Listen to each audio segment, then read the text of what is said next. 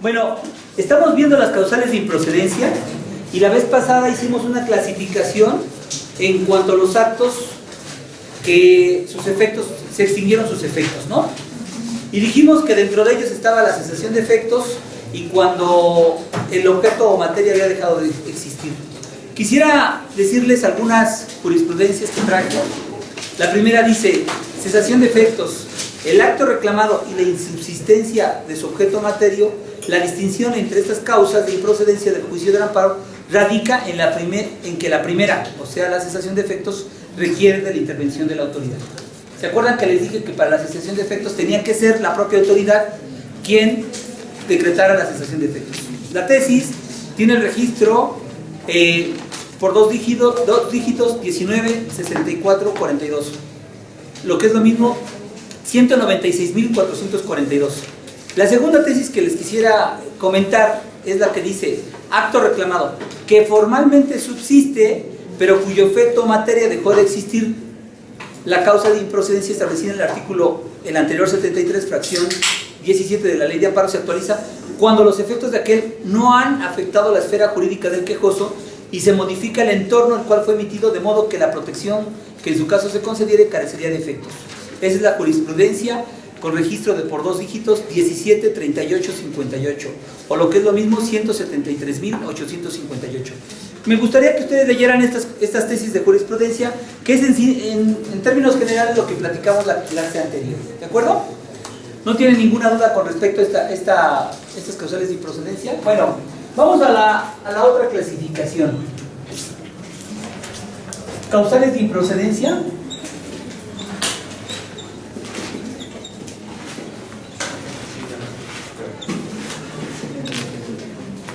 Que se dan por no respetar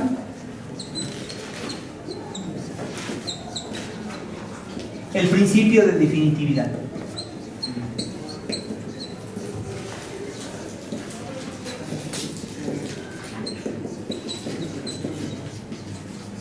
Ya hemos visto un poco sobre el principio de definitividad y dijimos que en el artículo 107 constitucional se establecían ciertos principios que regían al juicio de amparo.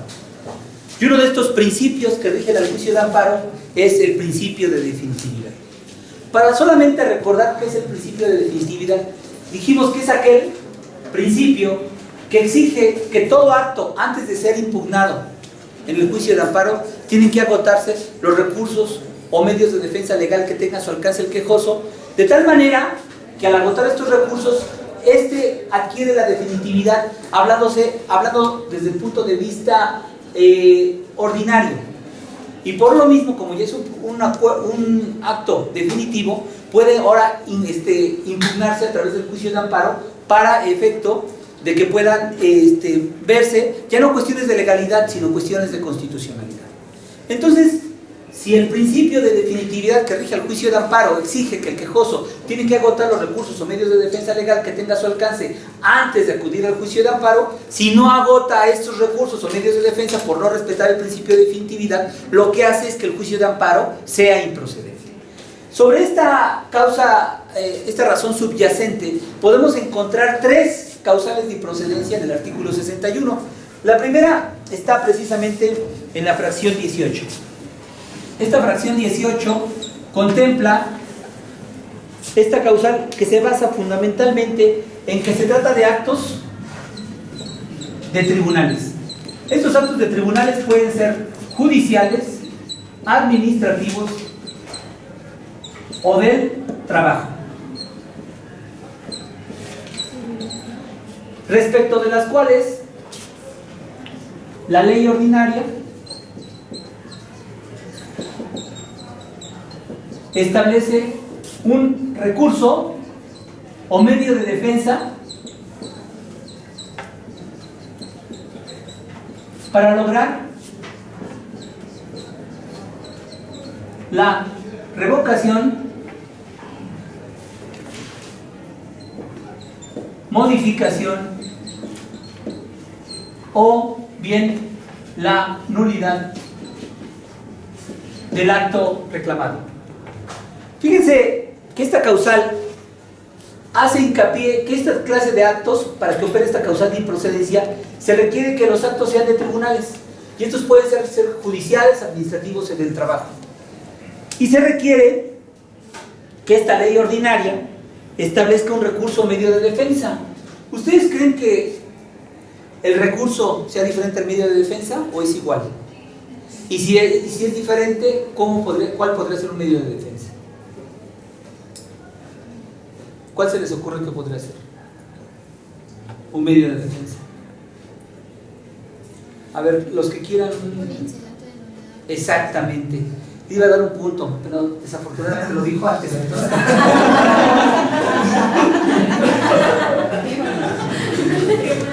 Pues la verdad es que qué lástima, ¿no? La compañera tenía su punto y se le fue. Yo iba a decir, quien te diga esto, le voy a dar, y digo, le dio la respuesta, pues ni modo. Efectivamente, un medio de defensa podría ser el incidente de nulidad. Ejemplo, en una diligencia donde se lleva a cabo el acto de execuendo, requerimiento de pago, embargo y emplazamiento, contra esa diligencia no puede proceder algún recurso, sino lo que procede es un incidente de nulidad. ¿Me explico?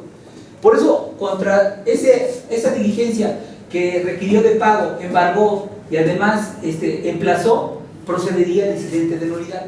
Si no agotaran este incidente de nulidad, el juicio sería improcedente por no respetar el principio de definitividad. ¿De acuerdo? El juicio de amparo es, como vimos, un medio de control constitucional. Y por lo mismo, si es un medio de control constitucional, exige que los actos hayan sido definitivos, que si podían haber sido modificados, revocados o nulificados por un medio de defensa, se tendrían que agotar. En consecuencia, creo que no podría generar mayor problema. Sin embargo, este principio tiene excepciones. O sea, la regla general es que siempre tiene que agotar el principio de definitividad. Una excepción, los famosos casos urgentes. ¿Se acuerdan que estos casos urgentes estaban previstos en el artículo 15 de la ley de amparo? Y decía que en esos casos urgentes no era necesario que lo hiciera personalmente el quejoso. ¿Se acuerdan que en estos casos urgentes se permitía que la demanda de amparo se promoviera por cualquier persona? Entonces, con mayor razón, si la demanda la puede promover por cualquier persona, porque en estos casos urgentes la persona quejosa normalmente no tiene posibilidades de poder hacer por su propia persona el juicio de amparo, pues con mayor razón tampoco puede promover los recursos o medios de defensa establecidos en la ley ordinaria para revocar, modificar o nulificar el acto reclamado. ¿De acuerdo? Entonces, se entiende por su simple razón que si no puede presentar ni siquiera la demanda de amparo, pues con mayor razón, pues no tendría posibilidad para poder promover el recurso o medio de defensa al respecto.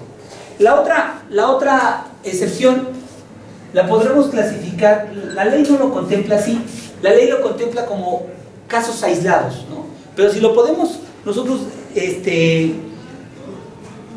darle una connotación, diríamos que las excepciones es cuando se trata de proteger el bien jurídico tutelado, sería la libertad del quejoso. ¿Cómo cuál podrían ser? Bueno, como las órdenes de aprehensión y reaprehensión. Esto ustedes lo vieron seguramente en materia penal. Seguramente cuando vieron proceso penal, vieron cuándo es una orden de aprehensión y cuándo es una orden de reaprehensión. ¿Se acuerdan? Cuando una persona comete un delito y este delito es privativo de libertad, giran y hicieron la consignación al Ministerio Público sin detenido, entonces el Ministerio Público presenta todas las pruebas y la averiguación correspondiente para determinar que esta persona, X persona, cometió un delito y además no solamente se advierte que cometió el delito, sino una responsabilidad. Y con eso el juez verifica que efectivamente los hechos que constituyen la averiguación previa reflejan que existió un delito, y después que hay una persona que es un probable responsable, gira una orden de aprehensión. ¿De acuerdo? Agarran al sujeto, comienza el proceso, le dan la libertad bajo caución y después resulta ser que el sujeto se sustrae de la justicia. Le ponían como condición que fuera a firmar y de repente deja de firmar. Pues lo más seguro es que se haya sustraído a la acción de la justicia y por lo tanto en ese momento el juez ordena la reaprehensión. ya no puede ser la aprehensión, porque ya estaba sujeto al proceso. Entonces lo que tiene que hacer es una orden de reaprehensión, que es completamente diferente a la siguiente. Después, cuando el acto, cualquier auto que vincule el proceso. Obviamente, volvemos a decir, se refiere al proceso penal, ¿no? La ley no contempla que sea el proceso penal, pero se debe de entender que si el bien jurídico tutelado es la libertad del quejoso, cuando dice la ley como caso de excepción contra autos de vinculación al proceso, pues entonces se refiere precisamente a la cuestión de carácter penal. Otra excepción es contra las resoluciones que nieguen la libertad caucional.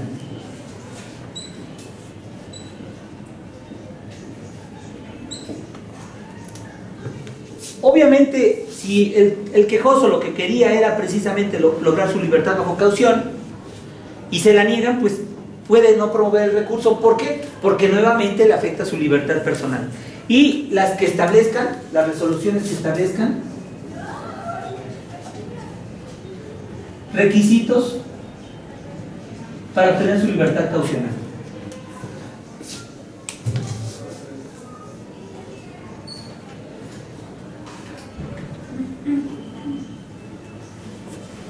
Ustedes saben que a veces, durante la tramitación, se puede promover un incidente por desvanecimiento de datos, ¿no?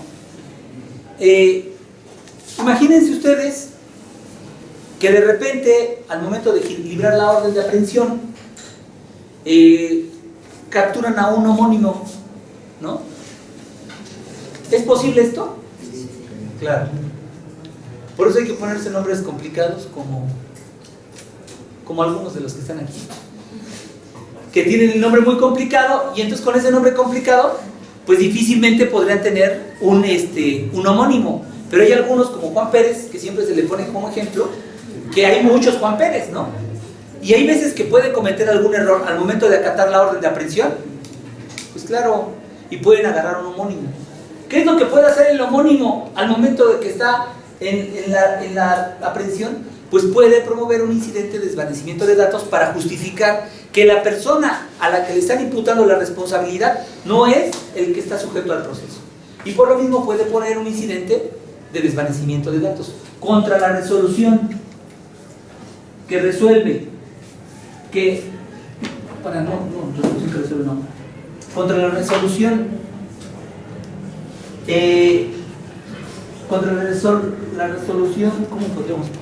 ¿cómo dice la ley? Para no hacer un pleonasmo, la ley dice que decide el incidente de desvanecimiento de datos.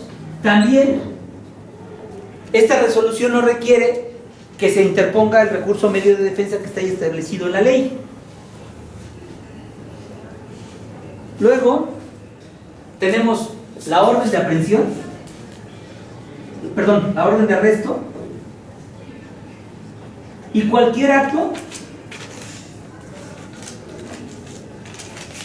que afecte la libertad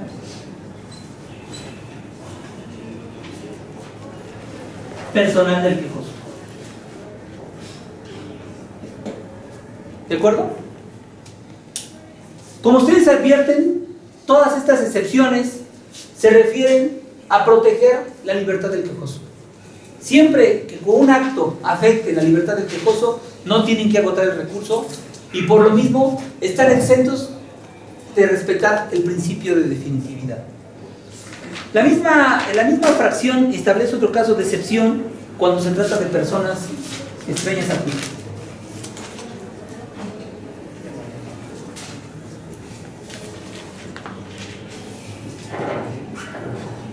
Ya hemos tratado este tema y la jurisprudencia ha determinado que una persona es extraña al juicio cuando no es parte en un procedimiento. Si no es parte en un procedimiento, ni actor ni demandado, es una persona extraña al juicio. Yo les dije la vez pasada que en un juicio estaba constituido por una serie de actos procesales, ¿no? y que estos actos procesales podían afectar a derechos adjetivos y también podrían afectar a derechos sustantivos. Les pongo el ejemplo del embargo.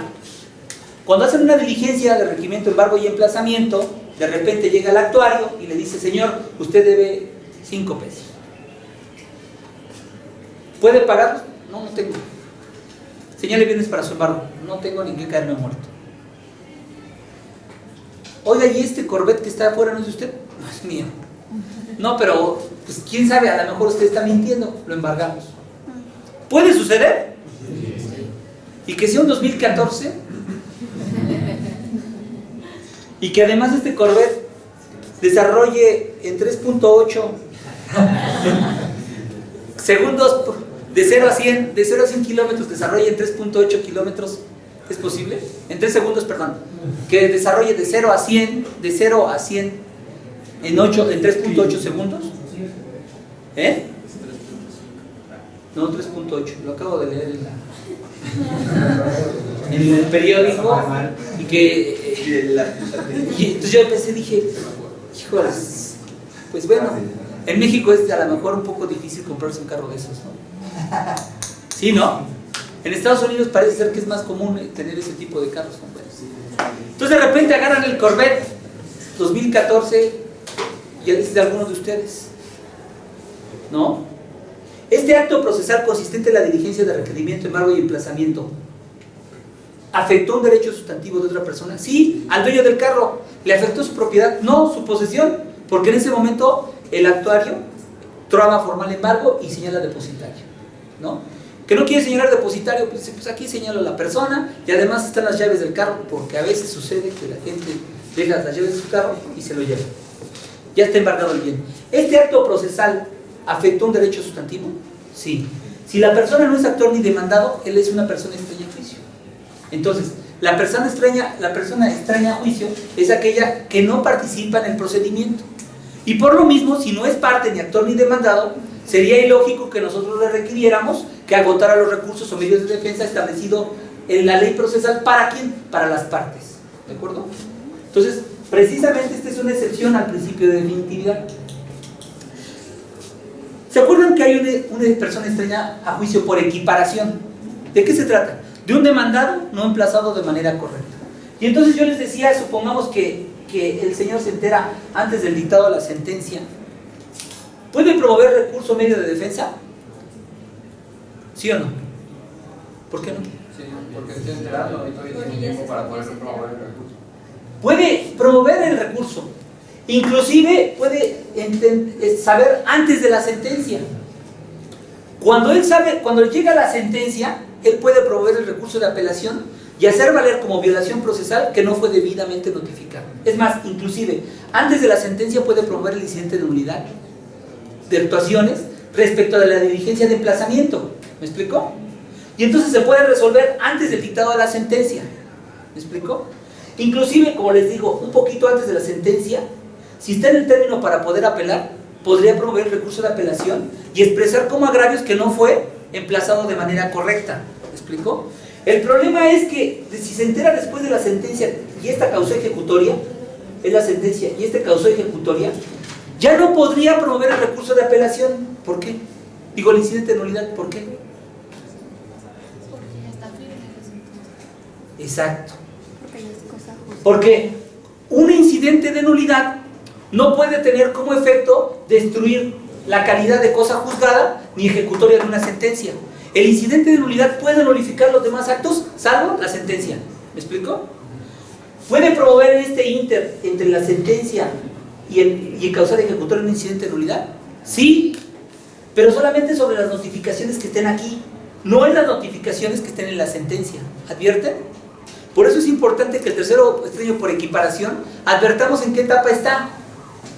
Porque no siempre el tercero extraño por equiparación no tendría que estar exento de agotar los recursos. ¿Entienden? Esto es realmente importante, ¿eh? Porque en la práctica muchos litigantes cometen este error. Dicen, oye, yo estoy dentro del caso de excepción para no agotar el principio de definitividad porque soy una persona extraña a juicio por equiparación. La Suprema Corte me ha dicho que yo soy persona extraña por equiparación. Ah, bueno, a ver, dime, ¿en qué etapa del proceso estás? No, pues ya se dictó sentencia causal ejecutoria. Perfecto. Entonces, si tú sí reúnes la característica de ser persona extraña a juicio, ¿por qué? Porque no tuviste esa oportunidad de promover los recursos o medios de defensa, porque cuando ya te enteraste, ya se había dictado sentencia o había causado ejecutoria. ¿Me explico? Si por el contrario dice, oye, es que no se ha dictado sentencia, perfecto. Ahora sí tú tienes, como tenías que agotar el principio de definitividad, te sobreseó el juicio de amparo. ¿Por qué? Porque tienes el incidente de nulidad antes de dictar la sentencia. ¿Entienden? Y si, oye, y si acaba de dictar la sentencia, pues tienes el recurso de apelación. Y podías agotar en el recurso de apelación, expresar agravios que no fuiste emplazado de manera correcta. ¿Sí entienden este planteamiento que les hago? Bueno, fíjense que en la fracción 18 que estamos analizando hay una aclaración, dice así. Si ustedes ven después de que dice el inciso C de la fracción 18, ¿alguien lo puede leer? Cuando la procedencia. Sí. Cuando la procedencia del recurso o medio de defensa se sujeta a interpretación adicional o su fundamento legal sea insuficiente para determinarla y quejoso que debe libertad de interponer dicho recurso o acudir al juicio de amparo. ¿Alguien me lo explica? Y de una vez les digo lo que se va y que me lo explique. Una milésima de punto. Para que no se esforcen demasiado. O bueno, si se quieren esforzar, díganme ustedes, ¿quién me explica esto?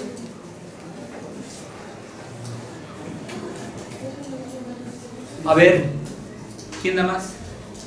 Comenzamos. A ver. No, pues de una vez, o sea. ¿Cómo? O sea que primero que lo resuelvan otros. Bueno, está bien, pregunta de examen, no se preocupen. Vamos a pasar al siguiente. ¿Cómo? A ver, primero no estaban interesados y ahora sí, a ver. Que cuando no hay fundamento, no hay sobre qué combatir, no se tiene un fundamento, no sabemos en qué se basa. No. ¿Quién más? A ver, ¿quién más? ¿Quién da más? A ver, ¿quién da más? No, pues está bien, pregunta de examen. ¿Qué? ¿No puede ir una interpretación más allá de lo que dice la ley? No.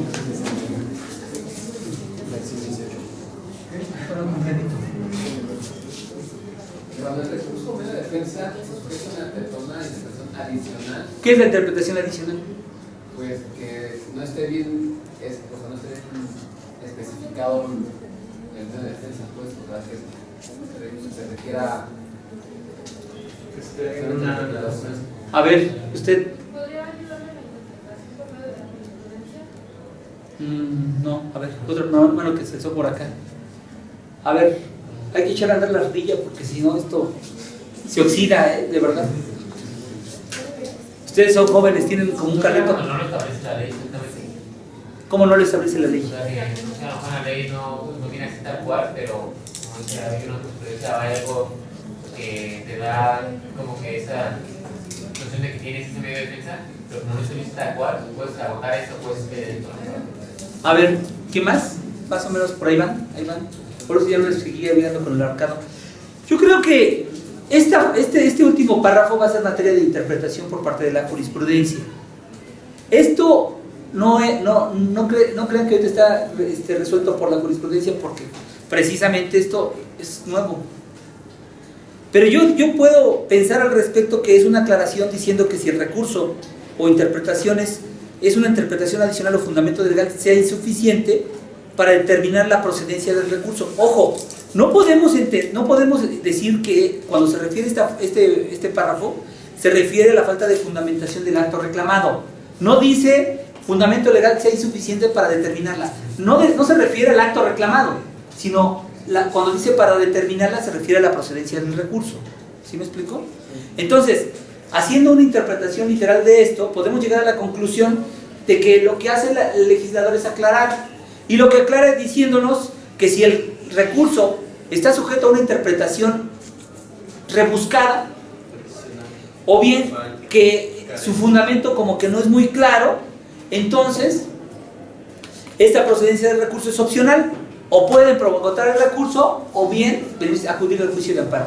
Déjenme decirles que a veces sí queda duda si procede o no procede el recurso. ¿Me explico? Sería en esos casos. Pero cuando el recurso es sin vuelta a duda, no operaría esta aclaración. ¿De acuerdo? Bueno, yo vi un asunto donde inclusive procedió para un recurso, pero lo interpusieron mal, porque se supone que lo tenían que interponer, era ante una sala, lo interpusieron ellos ante la primera sala y tenían que interponerlo ante sala superior, pero por decir, entonces ahí también ya es cuestión de, parece que de indagarlo por el propio litigante, o sea, de No, ahí sí no podemos decir que fue una fundamentación insuficiente o una interpretación adicional. Ahí fue un error grave del pasante que en vez de presentarlo en la primera sala lo presenta en la 11ª sala. No, pero o sea, no es la representación, es que haga de cuenta que la primera sala dicta una resolución, después de esa resolución la sala superior la revoca y confirma otra cosa. Entonces, de todas maneras no cumple con la sentencia, meten una queja por el incumplimiento de sentencia ante sala superior, pero a la hora del amparo le dicen que no, porque la queja tenía que haberla metido ante la primera sala, no ante sala superior, aunque ella haya dictado la resolución. O sea, resulta un poco confuso. Por eso yo, o sea, no me refiero a que era en una y la metí en otra porque se equivocó del lugar, sino porque, o sea, no quedaba tal vez muy claro de dónde era. O sea, si fue con la sala superior, fue quien resolvió. Lo que pasa es que se toca un tema de fiscal y nos podremos ahorita salir del tema. Sí, a mí me gustaría terminar lo de la improcedencia. Si quieres lo platicamos después. Ahorita, terminando clases, si quieres lo comentamos, pero no me parece que, porque me faltan algunas dudas para poder concluir sobre su asunto, del que usted plantea. ¿Sí me explicó? Bueno, del ejemplo que usted está poniendo, no de su asunto, sino del ejemplo que usted está poniendo. Muy bien, si ya entendieron esta causal, entonces van a entender fácilmente la otra, la 19. La 19 se trata cuando precisamente el recurso medio de defensa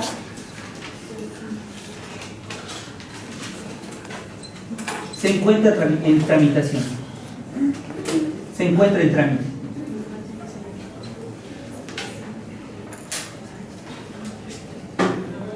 ¿Cuál es el supuesto? Bueno, el supuesto es que el quejoso se da cuenta que sí está agotando el recurso medio de defensa y ese recurso le dan el trámite correspondiente y a la vez está promoviéndose el juicio de amparo.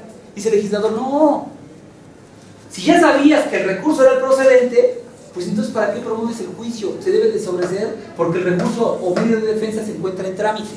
Pero se necesitan dos requisitos. Uno, que el recurso lo haya promovido el quejoso.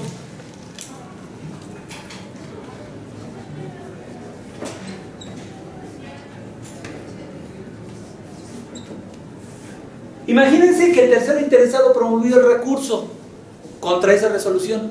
No podría operar esta causal. Posiblemente opere la fracción 18, pero no la 19. ¿Por qué? Porque el recurso medio de defensa no lo interpuso el quejoso. Por eso se requiere, para que opere esta causal, que el quejoso haya promovido este recurso o medio de defensa. ¿De acuerdo? Y el siguiente, que pueda tener por efecto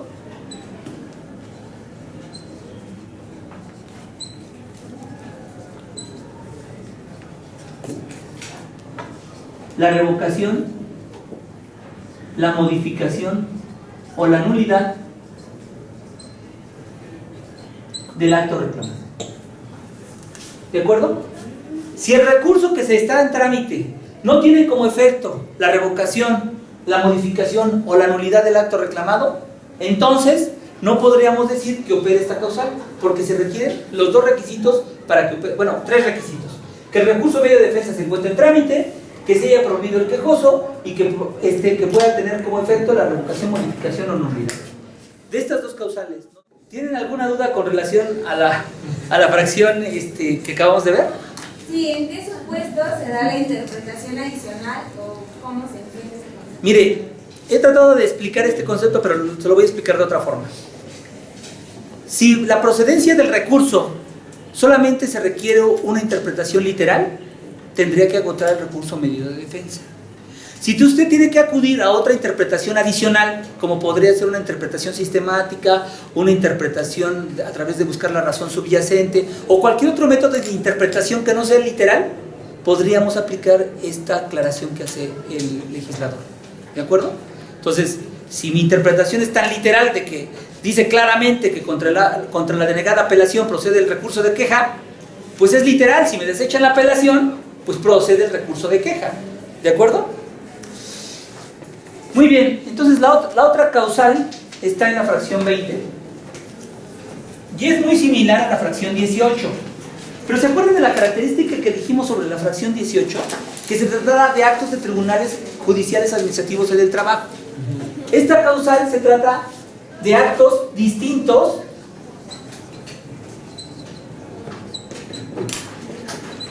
a los tribunales judiciales, administrativos o del trabajo. En pocas palabras, son contra actos administrativos. ¿Cómo podría ser una clausura? ¿Me explico? En una cláusula es un acto administrativo, no es proveniente de un tribunal, de ninguna de estas características, luego entonces a esta causal se refiere. ¿De acuerdo? Ahora,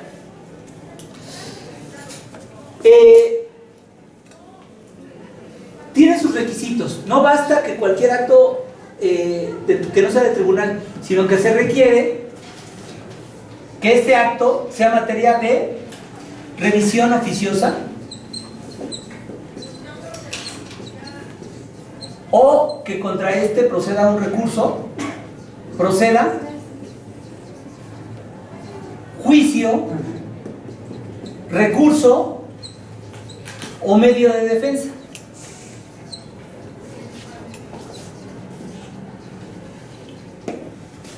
Oiga, usted está adicionando al otro, porque el otro nada más se refería a recurso y medio de defensa. ¿Cuál es la adición? El juicio. Porque hay muchos actos administrativos que proceden los juicios. Por eso está el Tribunal Contencioso Administrativo, por eso está el Tribunal de Justicia Fiscal y Administrativa, que contra muchos de estos actos administrativos procede el juicio, un juicio de nulidad, ¿de acuerdo? Entonces, precisamente se requiere, uno, que se trate de una revisión oficiosa, de acuerdo a la ley que rige el acto,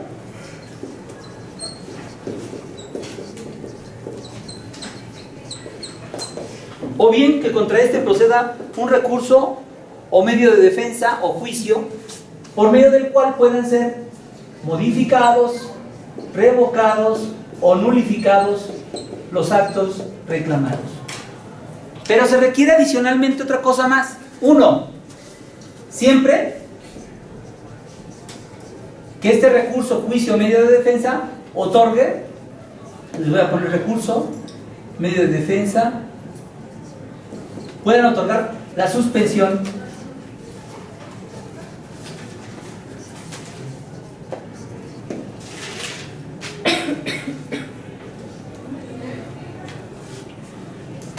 de los efectos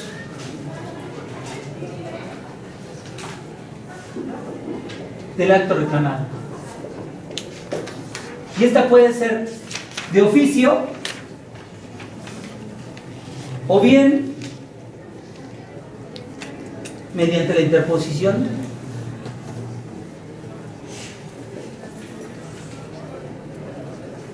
del recurso, juicio o medio de defensa. O sea, que si este recurso, juicio o medio de defensa no otorga la suspensión de los efectos del acto reclamado, no tengo por qué agotar el principio de definitividad. ¿De acuerdo? Sí. ¿Sí le van entendiendo o no? Si no lo van entendiendo, el que le entienda le explica a los demás, ¿no? Es como ese, ¿nunca jugaron ustedes 1, 2, 3 por mí y por todos mis amigos?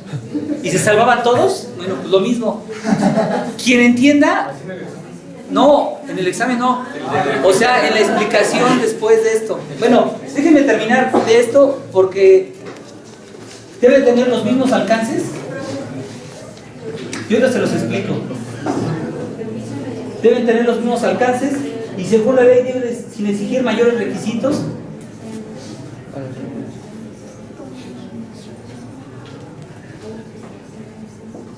sin mayores requisitos, ni plazo mayor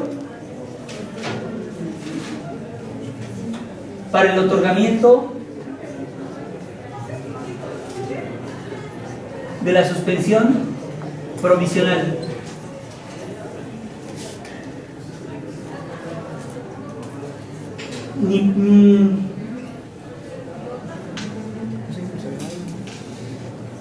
Aquí hace una aclaración el legislador diciendo que no importa si el acto reclamado es en sí mismo susceptible, no importa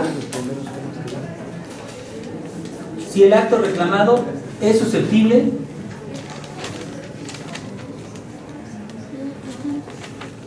de suspenderse por motivo del juicio de amparo.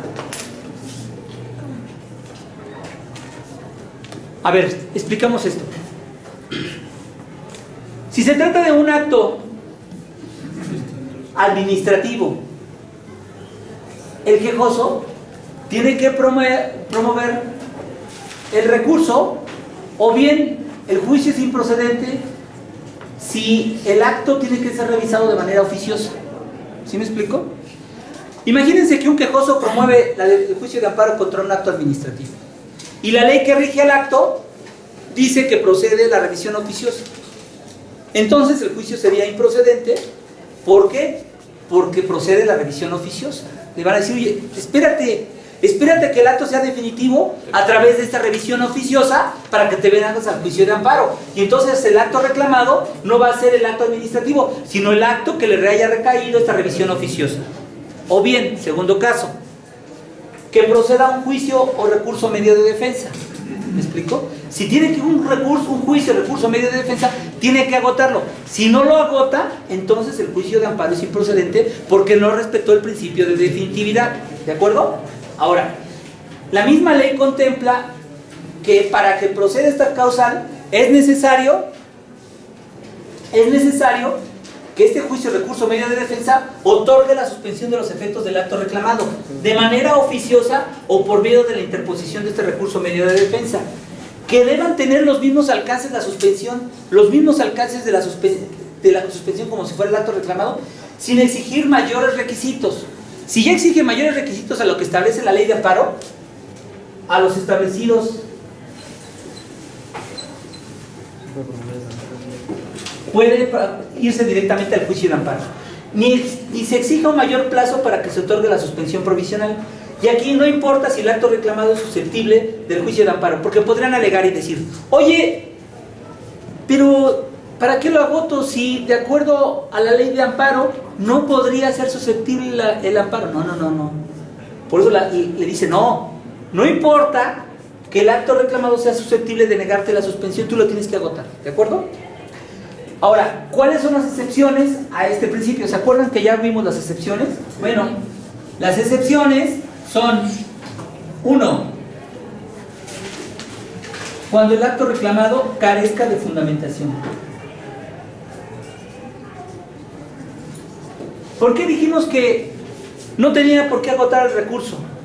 Porque como el acto administrativo se rige por muchas leyes y muchos reglamentos, si no le ponen el fundamento para el cual le están ejerciendo el acto reclamado, entonces el quejoso no va a saber cuál de todas las leyes administrativas o reglamentos son las que van a regir al acto, y por lo tanto verificar si no es una revisión oficiosa o tienen que agotar el recurso medio de defensa legal. Entonces, por eso, si no carece de fundamentación, entonces podrá no respetar el principio de definitividad e irse directamente al juicio de amparo. Otra excepción, que solo se aleguen violaciones directas a la Constitución. ¿Se acuerdan que les dije que a veces la Constitución establece requisitos constitucionales para cierto acto administrativo? Y entonces, si existen estos requisitos, esa falta de requisitos, podrían alegar directamente el artículo 16 constitucional o el artículo, tal artículo, establece como requisitos constitucionales para este acto administrativo los siguientes. Como no se siguió con este requisito, luego entonces el juicio de amparo es procedente. ¿Por qué? Porque la persona solamente está alegando violaciones directas a la Constitución. No puede hacer ningún tipo de otra cosa más. Y luego, la siguiente excepción es cuando el recurso, 3, cuando el recurso o medio de defensa esté previsto